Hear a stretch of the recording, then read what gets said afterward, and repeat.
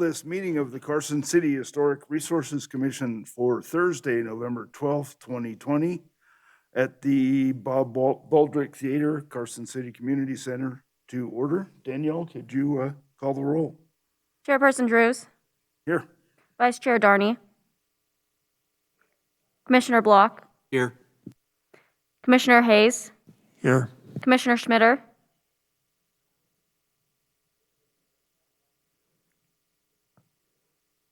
Commissioner Smith.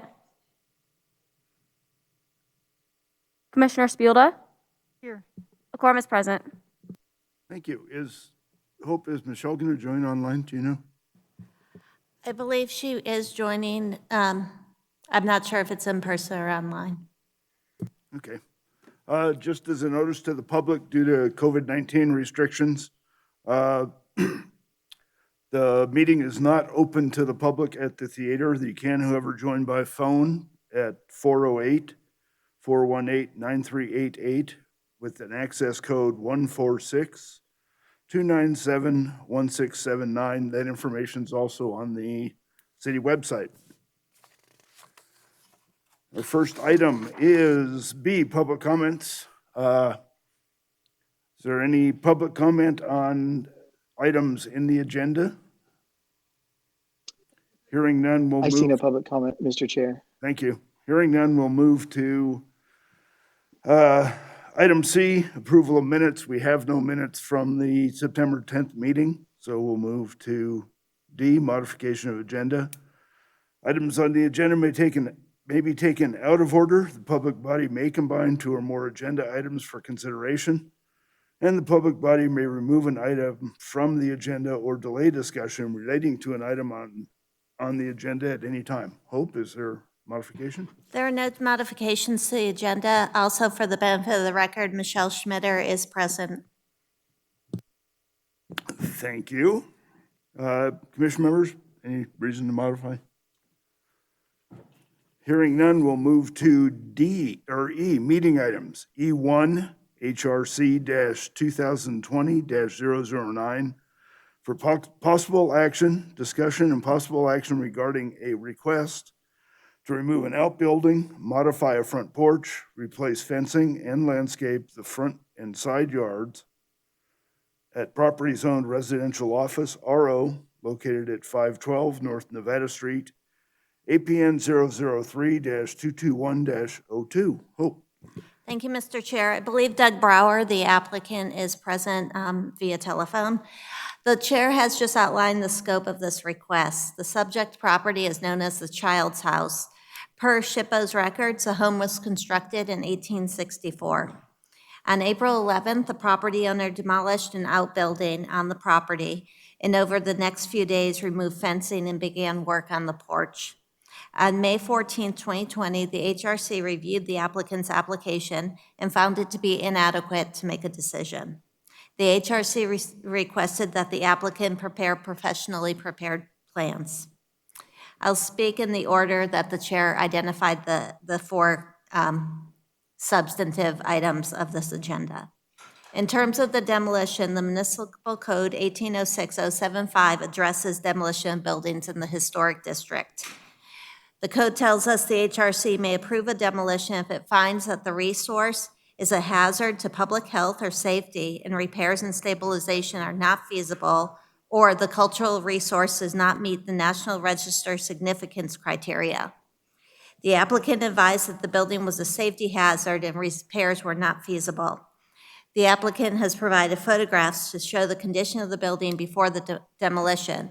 Those photographs are in your packet, and I'll show them on the screen now. It is unknown when this outbuilding was constructed. The National Register nomination for the West Side Historic District identifies the early 20th century garage as a contributing building. In terms of fencing, 5.24 of the development standards states that new fences must not be constructed in a manner which would adversely affect the primary views of any building. The fence should consist of a design that will enhance the overall visual presentation of the building. and the fence should be made of material which is traditionally associated with fences located in the historic district. What I have on the screen is a photograph of the building prior to demolition and the fence prior to demolition. I will point out in this photograph that I have up the separation between the sidewalk and the existing fence. You can see landscaping in between the two. The applicant is proposing a 6-foot-tall wooden fence on the south side of the house from the house to the southern property line, and a 6-foot, which I'll show you the plan on that. And this plan shows you that fence location, and it's also in your packet. The applicant is also proposing a 6-foot-tall solid wooden fence along the northern property line from the house to the western property line. So if you are able to go to the site, you saw the posts that have been put in place. Neither fence will compromise the primary view of the building, and both fences will utilize wood, which is an acceptable material. Per the development standards, the fence along the northern property line must be set back 5 feet from the property line, which is the back of the sidewalk. The third of the 4 requests was concerning porches. Development Standards 519-1 advise that a porch is a part of the original design of a historic building and shall be maintained in its original configuration, design, style, and detailing, if at all possible.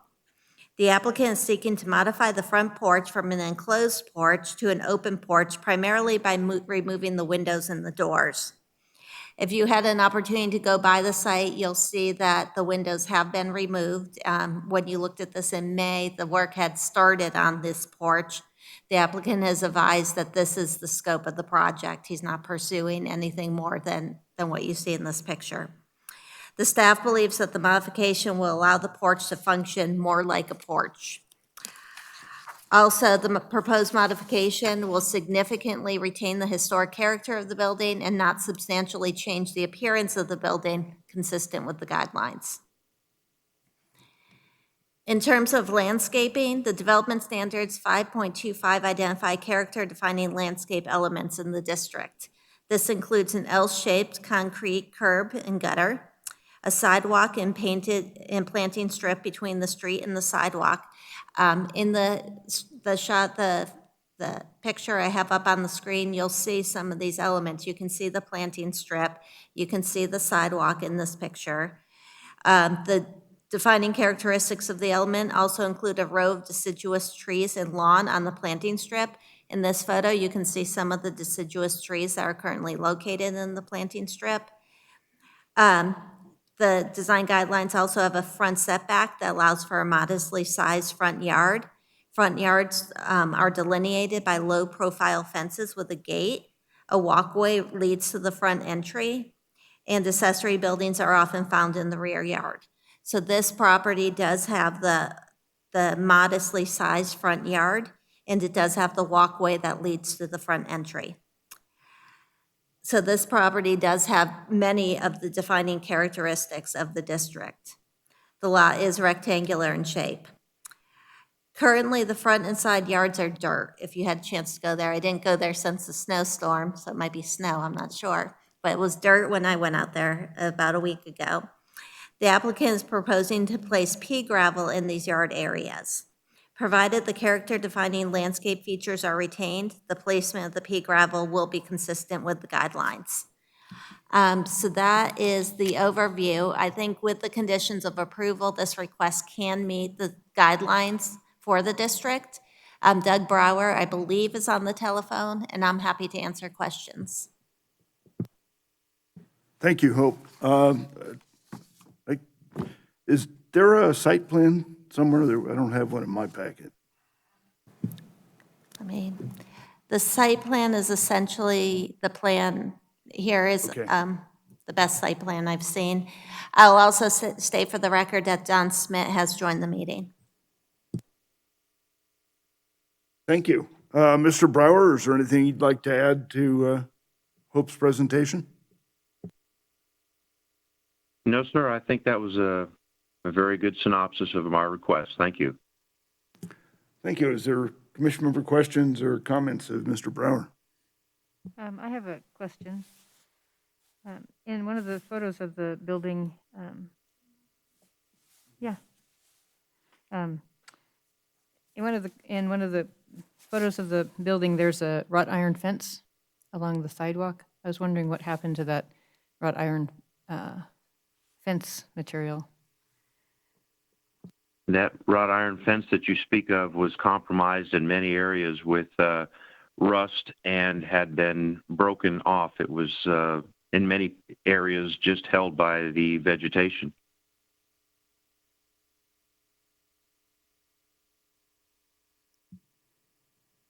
Hello? Yes, those are important elements within the district and is a historic fabric. So it's something that we would have liked to have seen maybe rehabbed or maintained, at least part of that, because it's obviously an early fence type that goes along with that house. So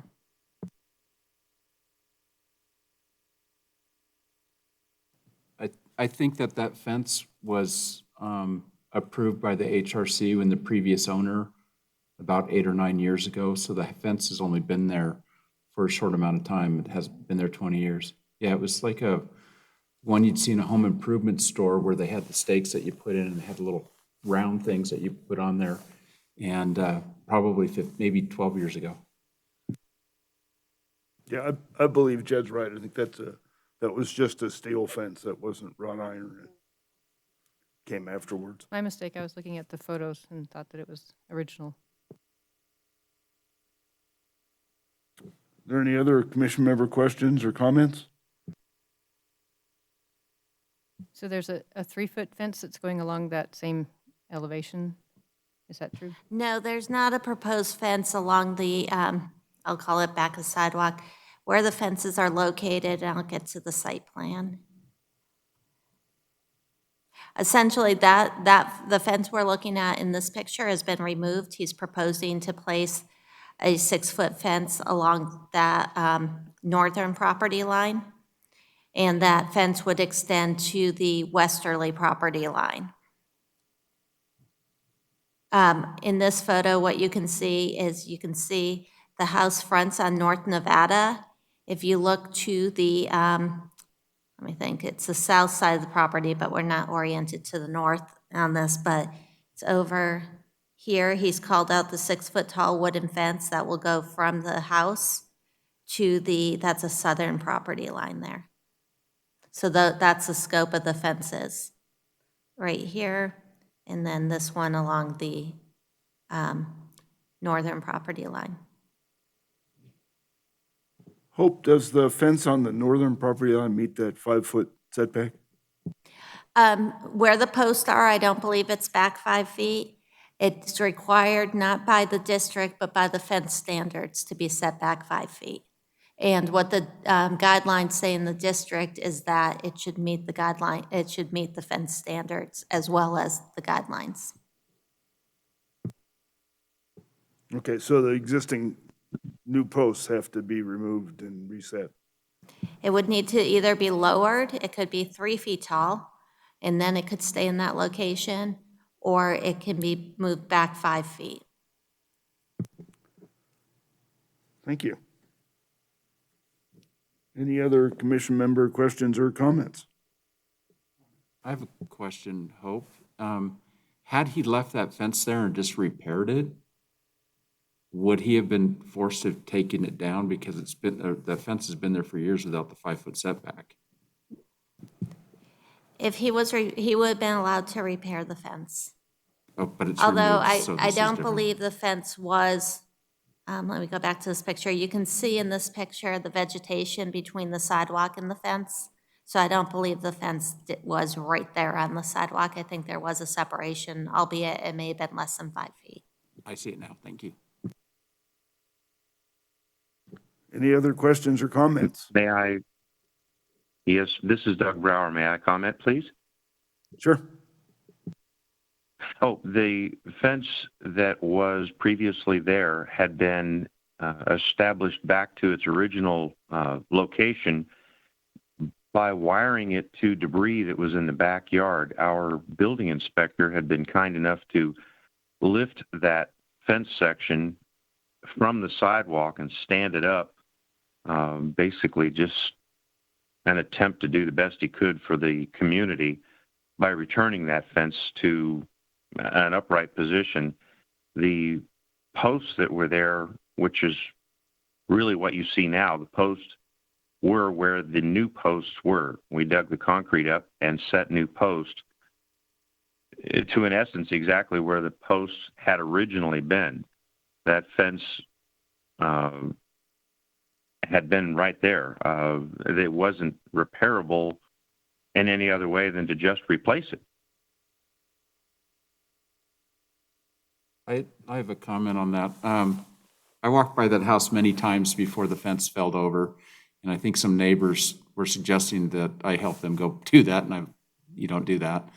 But a lot of that planting strip where you see the ivy and the leaves, any winter in the last 4 or 5 years, it was probably over the sidewalk by a couple of feet because it was a narrow pathway, maybe a foot to 18 inches when you were walking down there as you'd approach the Elks Lodge.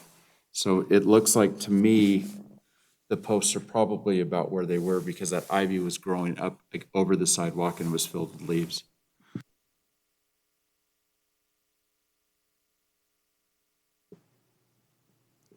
I have a comment. I have a comment, then I'll make a motion. Regardless, the fence has to be put where it has to be put. So it's going to, just because it was where it was, it has to meet the code that's beyond our purview. So I think it has to go back to the 5 feet that's referenced in the staff report. So that's my only comment. I'd like to make a motion, if you're ready. Let me ask for public comment first. Well, actually, are there any other questions or comments? Michelle, you okay?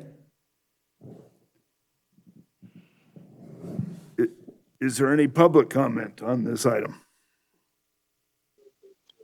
I see no public comment, Mr. Chair. Hearing none, I'll entertain a motion. Don?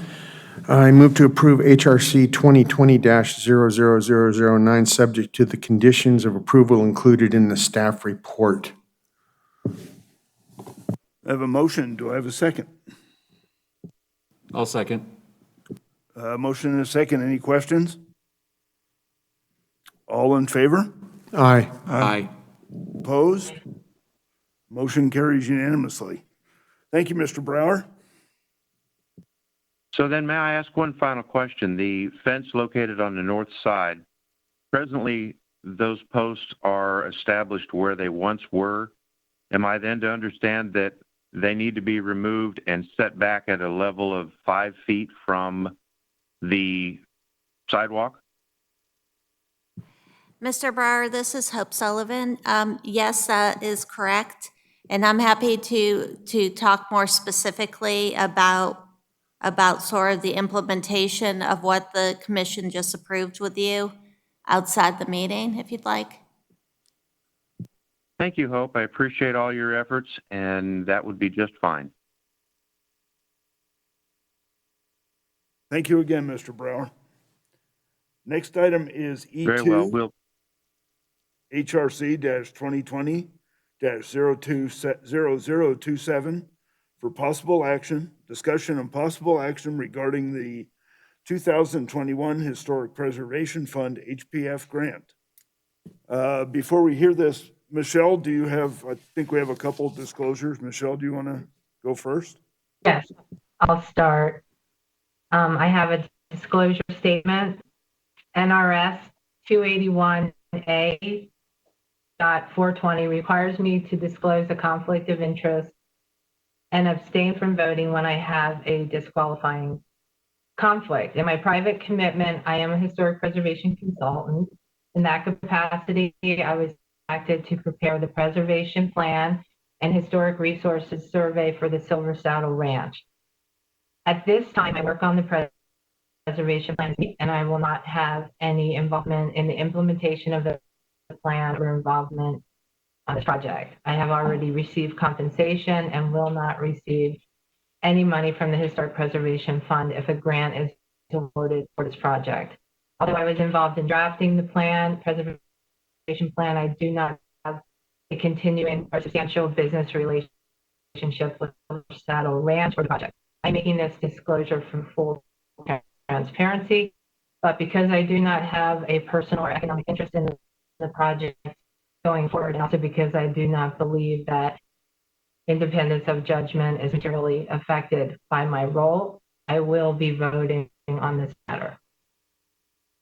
Thank you, Michelle. I have a statement as well. NRS 281A-420 requires me to disclose a conflict of interest and abstain from voting when I have a disqualifying conflict. In my private commitment, I am the Vice President of Friends of Silver Saddle Ranch, a nonprofit organization. I also have an on-call contract with the Carson City Parks and Recreation Department for historical and cultural resource projects.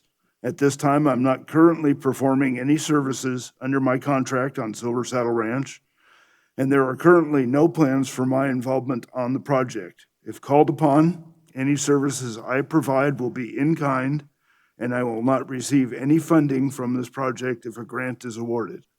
Although I'm on the board of the Friends of Silver Saddle Ranch, I do not have a continuing or substantial business relationship with Silver Saddle Ranch or the project. I am making this disclosure for full transparency, but because I do not have a personal or economic interest in the project going forward, and also because I do not believe that independence of judgment is materially affected by my role, I will be voting on this matter. Hope? Thank you. The Historic Resource Commission discussed ideas for the Historic Preservation Grant at September 10th meeting. And during that meeting, you requested that the staff work with the open space staff to better understand the scope of the project at Silver Saddle Ranch. Included in your packet is the Red Ranch Complex Preservation Plan. This plan includes documentation, evaluates the current condition of contributing resources at the site, and provides recommendations for preservation and rehabilitation activities in accordance with the Secretary of the Interior standards. The report includes a future project list that identifies stabilization, maintenance, site work, and vegetation management activities. If you look at page 47 of your report, you can sort of see a summary of that, and then there's more detailed information as each building is evaluated later in the report. Staff finds that the future project list as presented in this report is an important step to preserving the resource and recommends that the Historic Preservation Fund funding for, that we seek Historic Preservation Fund funding for the implementation of the task identified. So I'm not extracting a particular task from the document. I believe that, I've spoken with Open Space about this, that we obtained bids to determine what the cost would be to implement the entire plan, and that we seek that funding. The Open Space program does have funding to provide for matching money. There's also facilities workers in the Open Space Division who can provide work as well, which would help contribute to the match. So I believe this is a really positive project where we actually can identify a match, and Open Space is very excited about it, and we have a great document that really guides us on exactly how to pursue this to protect the resource. So with that, I'll take questions, although I think our experts are on the commission. Thank you, Hope. Any commission member questions, comments, additions? I just make one comment. I'm enjoying reading this massive document. I mean, the history and it's fascinating. I'll forward Hope. Craig Swope put together a YouTube video just recently.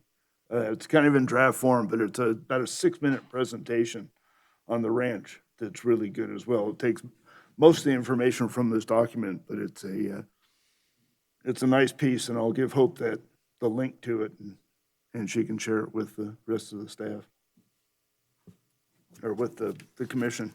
Hope, is there a public education component to this proposal?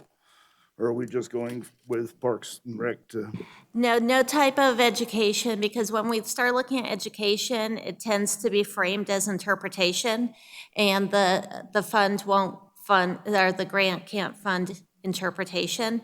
So we would essentially be trying to preserve and protect the resource. There's some drainage improvements, because there's some drainage systems that are compromising buildings. So there's also re-roofs to be done. Wood needs to be changed out on some of the buildings where it's suffered from the drainage that's compromising it.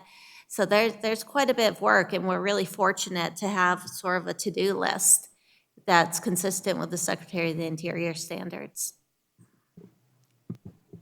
So there's no element that we can, so there's no element that we can add for like a workshop or like a training? I'll leave it to maybe Commissioner Schmitter, if she thinks there's something in here that would lend itself to a workshop. And we could potentially include that in the grant proposal.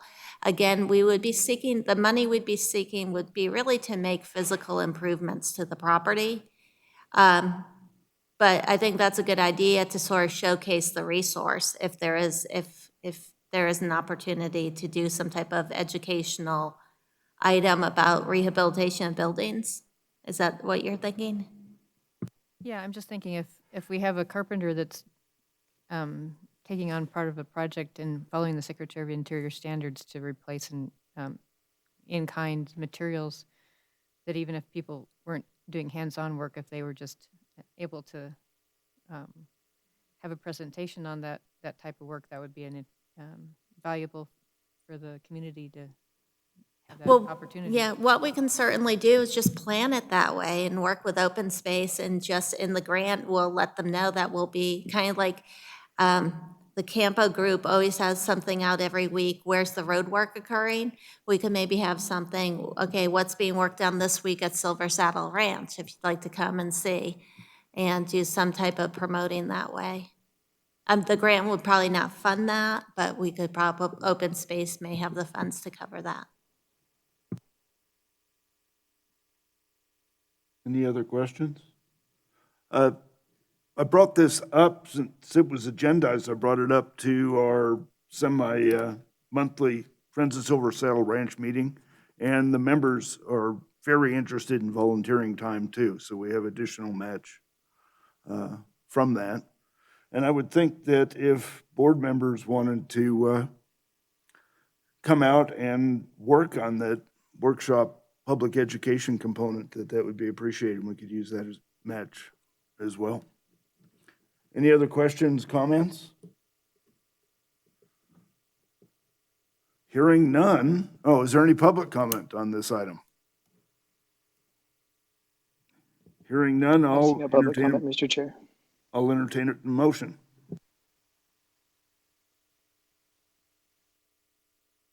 I'll make the motion.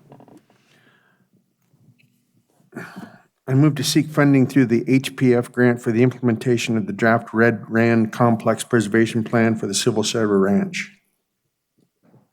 I have a motion. Do I have a second? I believe that's Red Ranch Complex. There's a typo there. Do I have a second? I'll second it. I have a motion and a second. Any questions? All in favor? Aye. Aye. Opposed? Motion carries unanimously. Thank you for putting that together, Hope, and thank you, Michelle, for the preservation plan. Where are we?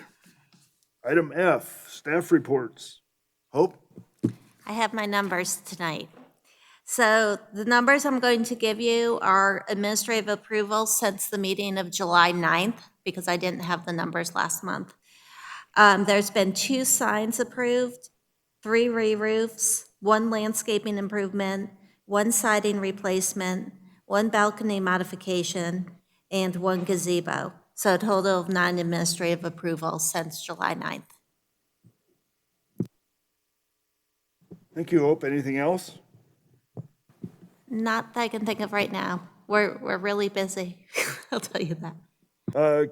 Commissioner reports or comments? Is there any, do you have any idea of when the Brewery Arts Center might be coming in front of the board for the alterations that they made? Right, the Brewery Arts Center made some modifications to some, in the steeple, there was I'm trying to think of the word right now, louvers, and those were removed from the steeple. And I believe it will be on your next agenda. We were hoping to get on this agenda and it didn't come in time. Okay, and then what about the French doors over at 610 West Telegraph Street? Have you had a chance to look at I that? have not looked at that Okay. yet. Okay. Any other commission member reports? Yes, I have a question for Hope. Hope, are we going to, did they finalize yet the options for the artwork that's going to be placed in the roundabout? I recall that we were going to be able to look at that.